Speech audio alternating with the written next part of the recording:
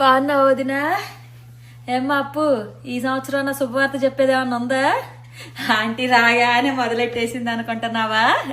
నేను అన్నాను కాదు గాని ఇప్పుడు ఎంత లేట్ చేస్తే రేపు ప్రెగ్నెన్సీ రావడం అంత కష్టం అవుతుంది. ఆ రమేష్ వాళ్ళు ఆవిడ్ని చూడు, 3 ఏళ్లు పిల్లలు వద్దనుకున్నారు. ఇప్పుడేమో ఐవీఎఫ్ లని అవని ఇవని పిల్లల కోసం హాస్పిటల్ చుట్టూరా తిరుగుతున్నారు.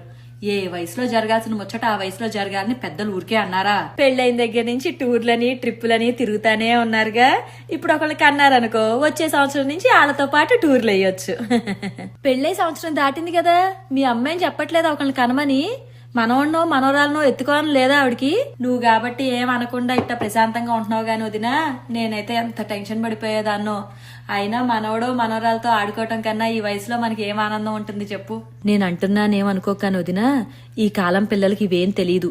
పెద్దోళ్ళం మనమే చెప్పి చేయించుకోవాలి. ఇంకా లేట్ చేస్తే రేపు హాస్పిటల్ చుట్టూరా తిరగాలి. ఆలోచించుకో మరి.